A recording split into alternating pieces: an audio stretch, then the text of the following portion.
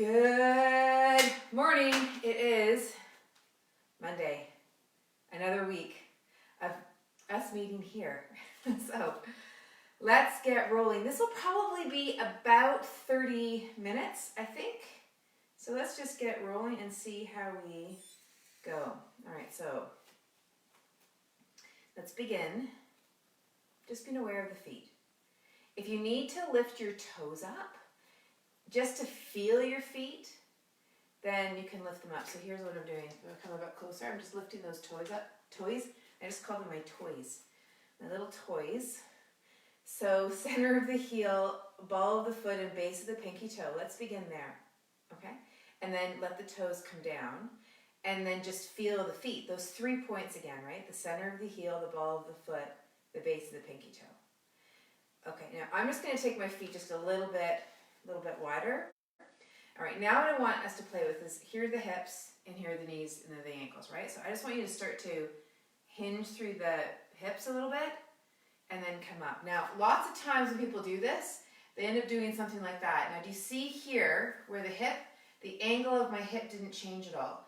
I want you to think about changing the angle of your hip a little bit so that the tempo is hip, knee, ankle, right? Like they're moving pretty much at the same rate.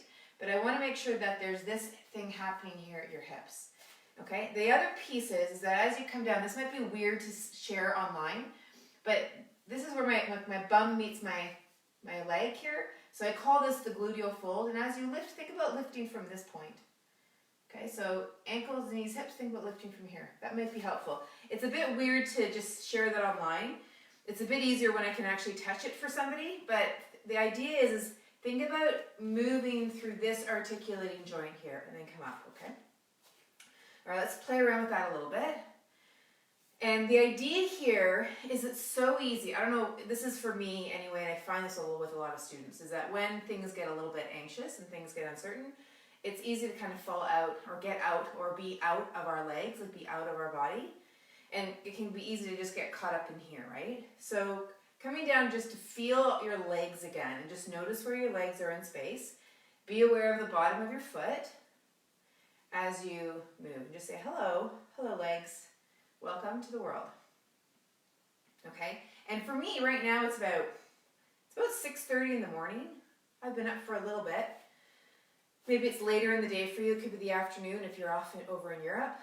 Okay, so now from here, with the feet and the legs connected, let's bring the arms up overhead. Let's just start with some inhaling. So up with the inhale and then down with the exhale. Okay, now as you're taking the arms up on the inhale, just get ready to pull down with the exhale. And sometimes it's sort of fun to imagine that you're pulling the sun down into your heart and then into your guts. Inhale comes up. Now, of course, I'm just doing this at the pace that I'm going, and I'm talking it through, so I'm not necessarily following with my breath, but I want you to follow with your breath if you're here. And then once you get into rhythm here, I want you to feel your feet again. So can you stay connected as you're doing this? All right, now I'm going to add a piece to this. So the arms are going to come up. We're going to pull down to the heart, and then we're going to take the arms wide, and then we're going to bring them in, and then we're going to do that again. Okay, now notice what position my hands are in as I do that. My fingers are still pointing up. Now it doesn't mean you do that, because as we do that motion, we can put you can feel like there's difference between my palm being down and my hand being up. Now way back in the day, like 20 years ago, we called that a dural stretch because the idea was that we were working with the nerve tissue. We don't call it that anymore. I'm not even really sure what we call it anymore. But I remember talking to a physiotherapist, and they're like, yeah, we don't really call it dural stretch anymore.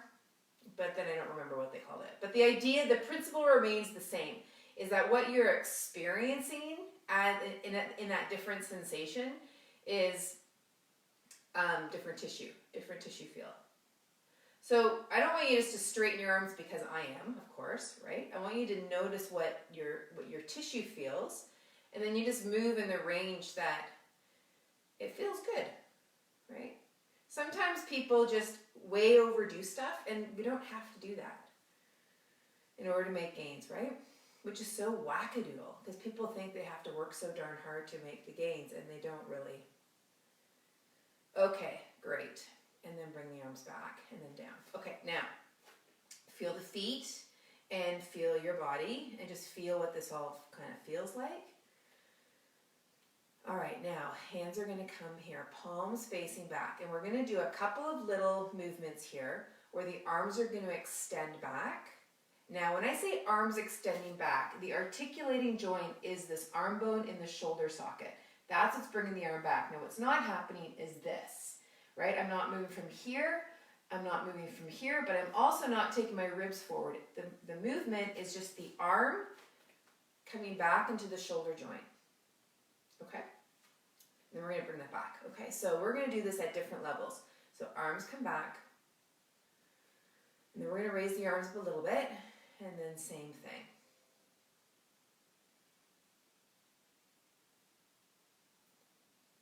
And as you take them up, what you might find is that what you feel in terms of tissue sensation will be different. Okay, then we're going to come up here, and then bring them back, and then right up to the sky. Okay, let's repeat that. Palms facing forward, arms back. So the articulating joint, arm bone and shoulder socket.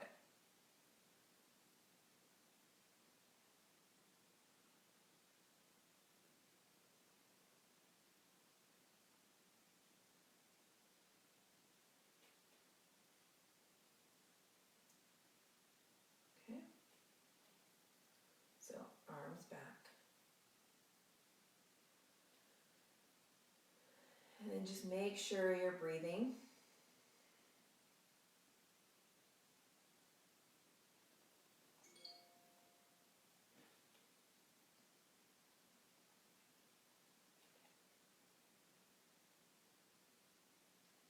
Okay, so now arms, palms are going to be down. We're going to do this movement. So again, articulating joint is the shoulder. So the ribs aren't doing that. We're just moving the arms back. Now the breathing is out, out, out, out, out, out, out, out, out, out, out, out, okay, out, out, out, out, okay, and then bring that down, okay. Now notice where you're at in your legs and your feet and your torso and your arms. Just notice where you feel. Now I'm going to show you something that's kind of interesting. I'll do a separate clip on this completely at another point today, but sometimes what can be really interesting from a tissue feel perspective is placing 2 tennis balls or something similar in your armpits here. Now, you might not have that, but I want to show this to you, and I want you to play with it if you want later on your own. Whether you have 2, just make sure the balls are the same size and that they're about tennis ball size. And then just hold them there. You don't need to press them, just hold them there and then take them away, and then notice how light your arms feel. It's sort of wackadoodle, but I'll come back to the feed later and I'll explain more about that. All right, bring the one arm up and bring that arm across. And other arm up and bring it across.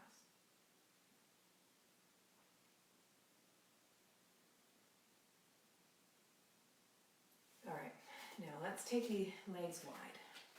Okay, hips, articulating joint. Let's rotate those guys out. Okay, the feet have come along for the ride. So the feet didn't generate the movement, the hips did. Now as we sink, we're moving hips, knees, and ankles.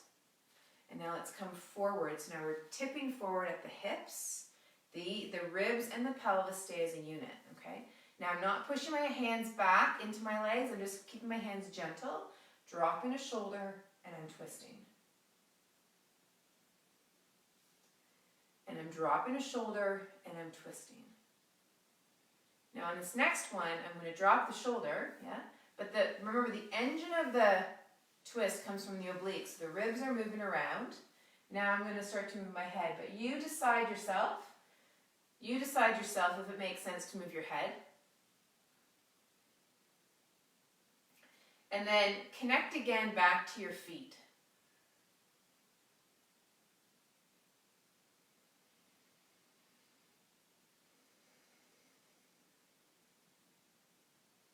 Okay, so now from here, the hands are going to come off, and then we're going to feel the feet, but try not to push your feet into the floor, just feel your feet, move your hips back, and then up you come. Okay, now, we're going to come back to standing for a moment. This arm's going to come up alongside your ear, bending the elbow, right, just like so, and the other arm's going to come up.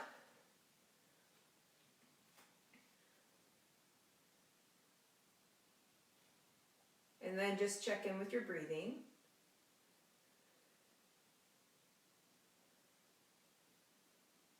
And then other side.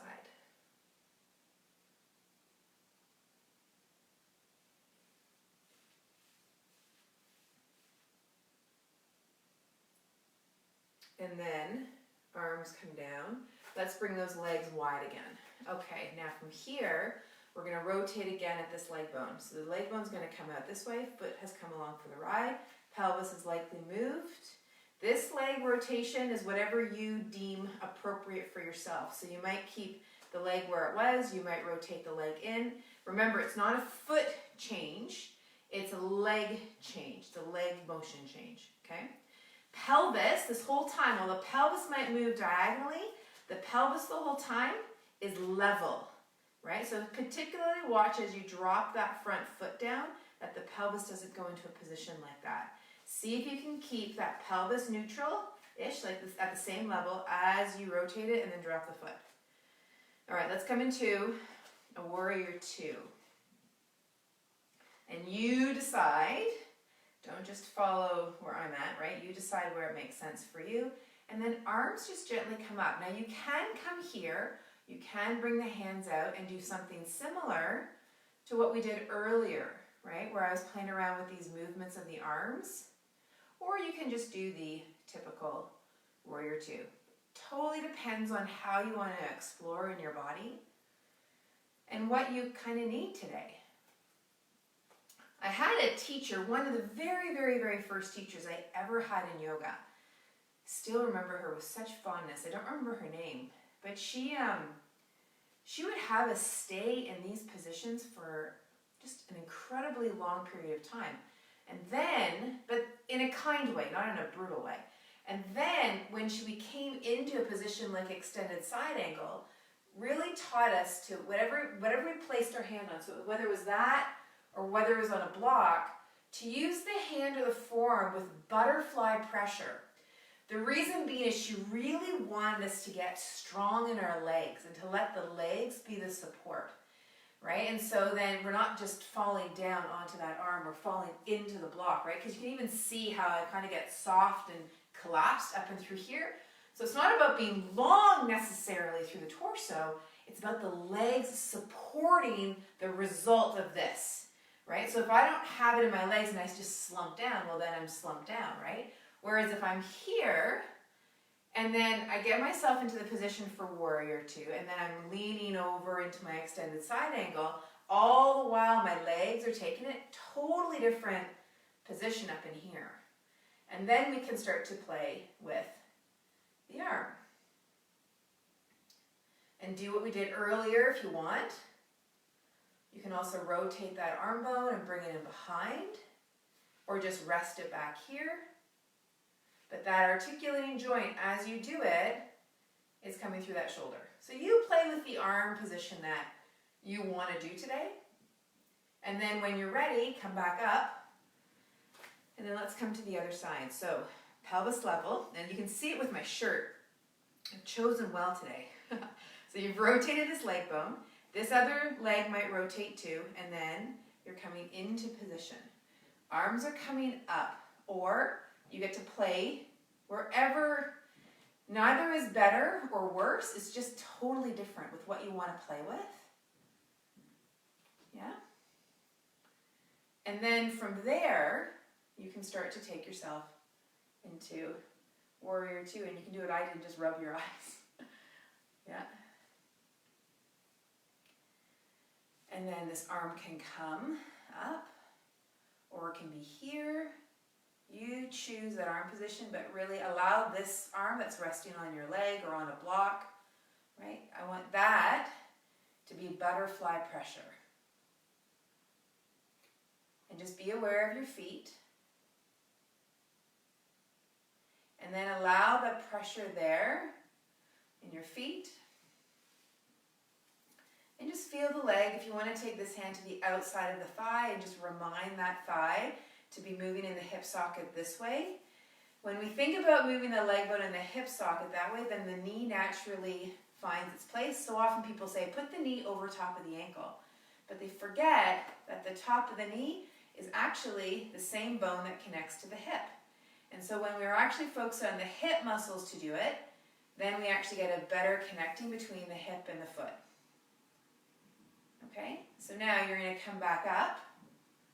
Good. Now let's play around with triangle. I know this is not necessarily a favorite position for a lot of people, but we're going to rotate that leg bone so you can just watch if you prefer. Nose and pubic bone are going to be in one line. The ribs and the pelvis are going to stay exactly the same. So no side bending. Just think about hips on leg bone. But only go as far as these knees don't hyperextend.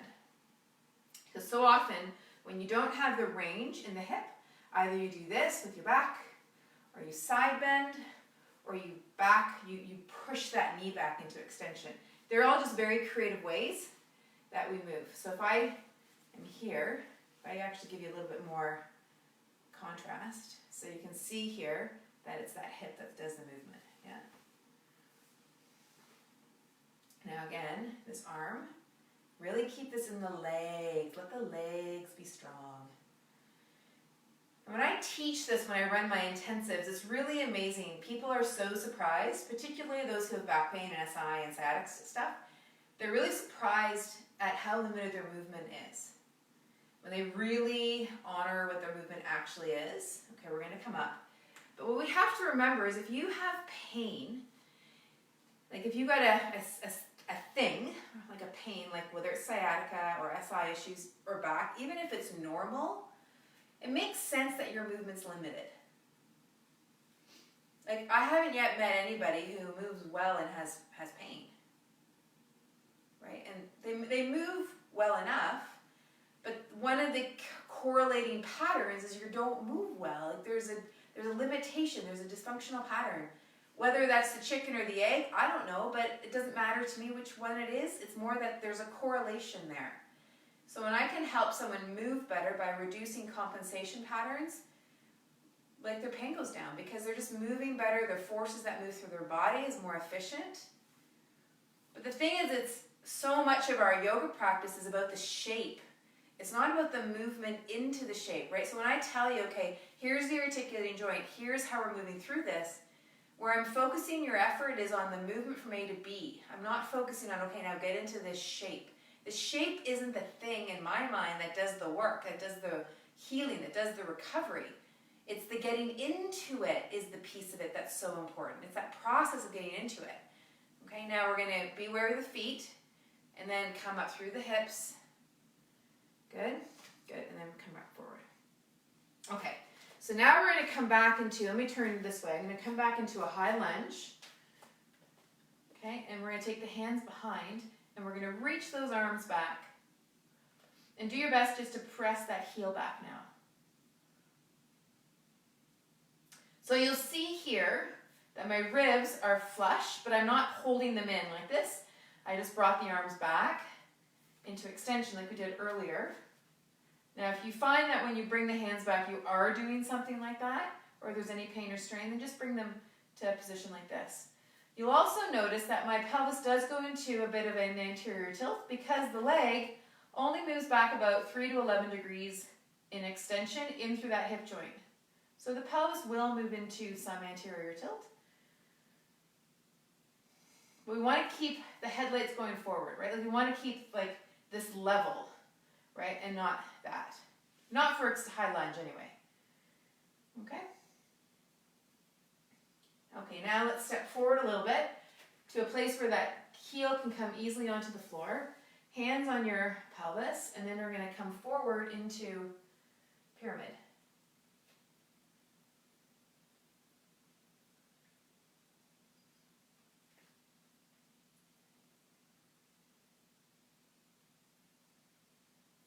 Good, and then come back up, and then back into standing. I'm going to turn this way for you.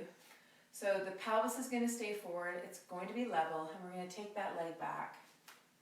All right? Pressing that heel back, finding the ground of the points of your feet that are touching the floor. So in the back foot, it's the ball of the foot and base of pinky toe. And this one, it's the 3 points, including the center of the heel. So now we're going to reach those arms back.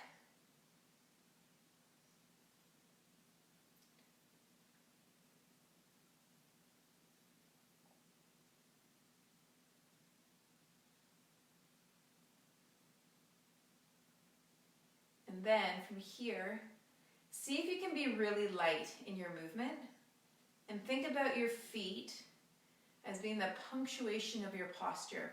So we're going to come forward and just lightly touch, and then hips are the articulating joint as you come forward.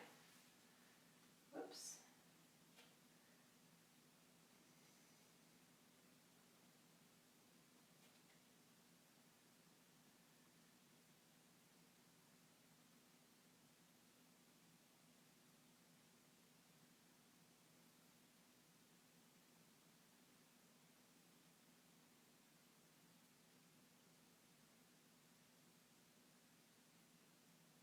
Okay, lovely.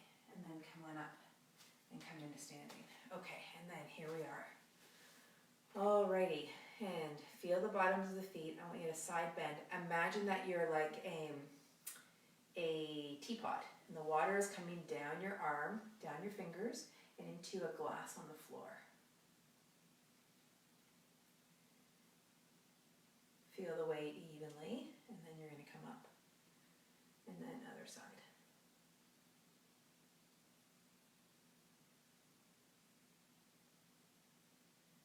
Okay, now let's take this arm up overhead. That was me rubbing my eye, and then coming, doing the same thing. Now, of course, if the arm alongside your shoulder doesn't work, then place the arm in a place that does. So whether it's on the shoulder or on the hip. And then same thing, up. There we go. So there's still water coming down the arm and filling up the cup on the floor.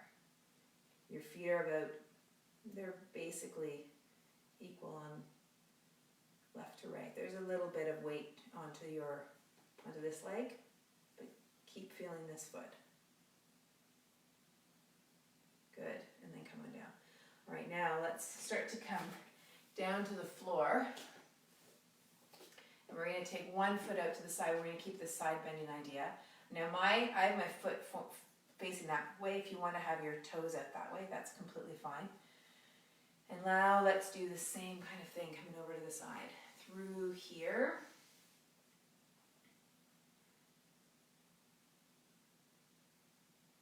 And then this arm can come up alongside, if that makes sense.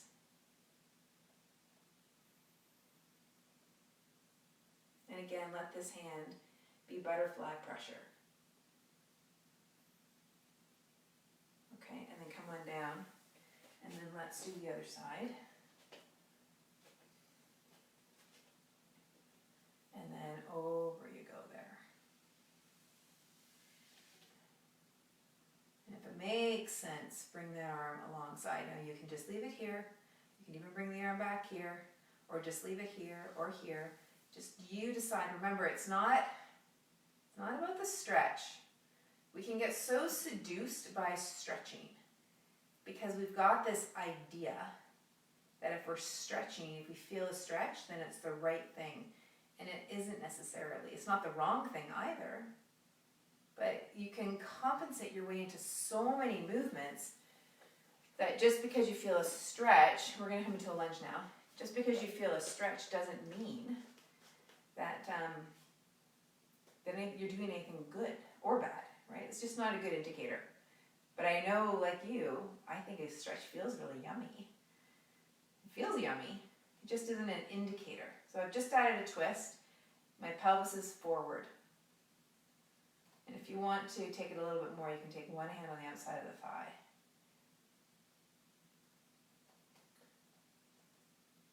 Feel the bottoms of your feet. Go ahead and come back, and now lean over to the side. Now do your best not to have your whole pelvis come to the side.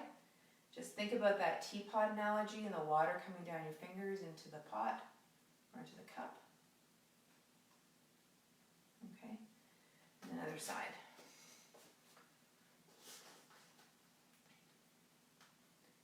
Hands come up. Let's take that twist.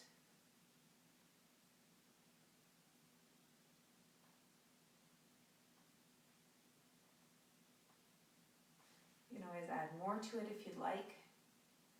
The thing is just connecting with your breath and your feeling and awareness. Good. And then coming back, and then teapotting. Right, I kind of moved over a little bit too much there.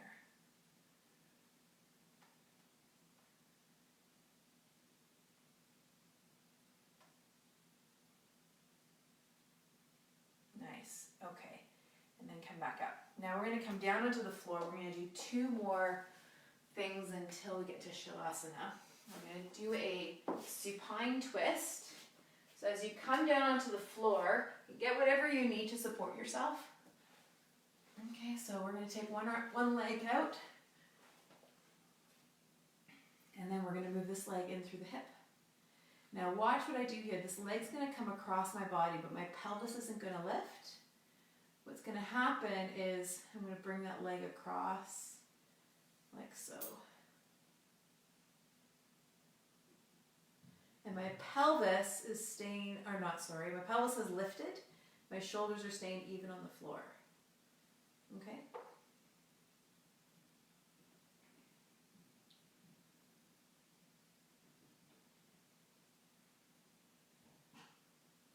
And then come back up. We're going to do that one more time. So this leg's going to come straight across. The pelvis stays on the floor. And then we move and the pelvis is going to lift. So you can decide at what phase there makes sense for you to go, whether it's just the leg coming across or whether you want to come into the twist itself. But the whole while the shoulder girdle is at the same level. So you'll see on this side as I move, if I bring this leg up, the leg comes across, then the pelvis lifts, but the whole time my shoulder girdle is still on the ground. So there's no space between the floor and my shoulder.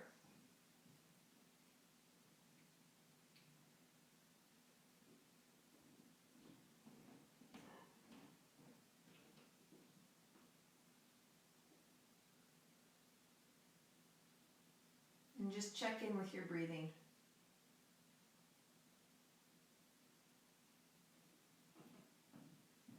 Nice. Okay, so when you come back up here, have your other leg meet. So your knees are coming together. And you're going to take the legs wide and then bring them around, and then into your belly. Legs wide and around and into your belly. Wide and around and into your belly. That's it. Wide and around and into your belly. So this is going to be an inhale and this is an exhale. So as the legs come toward your belly, that's the exhale.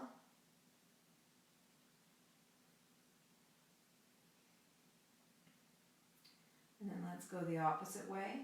So that's the inhale and then exhale.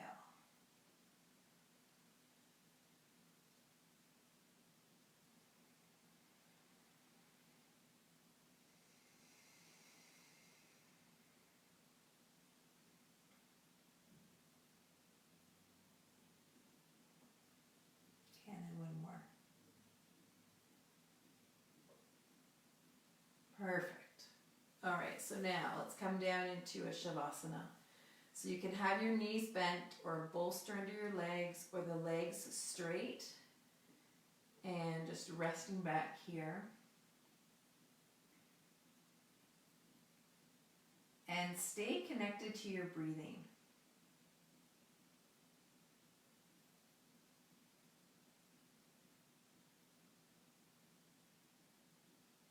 Noticing what it is that you're feeling.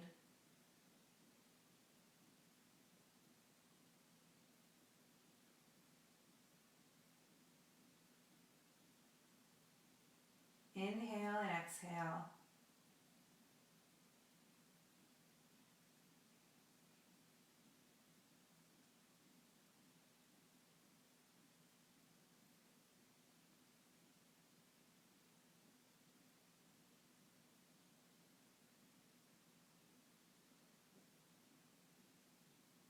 And while you're settling in here, I want you to think about an intention for today and to ask yourself like what that intention is and say it to yourself as if it's already happened.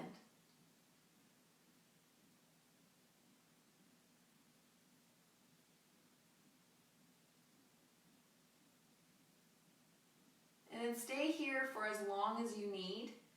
I'm going to be turning this off, but you stay here for as long as you need. Connect into your breathing however you need to, and then continue with your practice however you need. And then we will see you again tomorrow. All right? Mwah. Take care. Have a really, really great time practicing, and best wishes today. I hope things can stay connected. Take care.